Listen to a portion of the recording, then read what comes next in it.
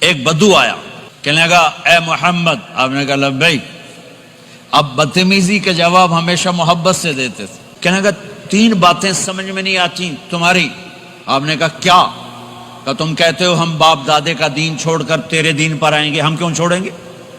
اب اچھا، اور کہ تم کہتے ہو روم فتح ہو جائے گا، ایران فتح ہو جائے گا، اتنے بڑے بادشاہ یہ تیرے فقیر بندے کیسے فتح کریں گے؟ اچھا، تیسری کہ تم کہتے ہو مر کے مٹی ہو کر پھر زندہ کیے جائیں گے، کون زندہ ہوا ہے آج تک؟ کوئی پیو دادا ساڈا اٹھی تے قبریں سارے موئے پہ کتھوں آ گئے؟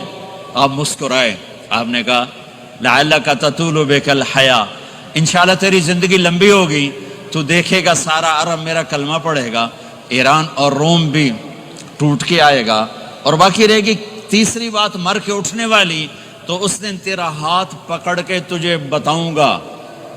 تیسری گل پوری ہوئی کہ نہیں ہوئی؟ وہ کہنے لگا میں نہ مانوں، بڑا کوئی تکڑا ہے، واپس ہی ٹر گیا۔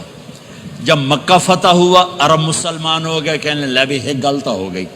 حضرت عمر کے زمانے میں ایران بھی فتح ہو گیا اور روم بھی فتح ہو گیا، کہنے لے بھی دوئی بھی ہوگی، کہ تری ہو ہی نہ جاوے، بھلیا کلمہ پڑھ لے۔ تو اس نے کلمہ پڑھا اور ہجرت کر کے مدینے آ گیا اور زندگی مدینے گزاری۔ حضرت عمر جب وہ آتا ان کی مجلس میں، حضرت عمر اس کو فل پروٹوکول دیتے، تو صحابہ حیران ہوتے، ایک بدو کے لیے عمر جیسا بندہ پروٹوکول کیوں دیتا ہے؟ تو ایک دن انہوں نے فرمایا میں تمہیں بتاؤں میں سے کیوں پروٹوکول دیتا ہوں؟ میں اس مجلس میں تھا جس میں یہ آیا تھا، اور اللہ کے نبی نے اسے فرمایا تھا قیامت کے دن تیرا ہاتھ پکڑ کے تجھے یاد دلاؤں گا کہ موت کے بعد زندگی ہے کہ نہیں، اور قیامت کے دن جس کا ہاتھ میرے نبی نے پکڑ لیا جنت میں پہنچانے سے پہلے کبھی نہیں چھوڑیں گے۔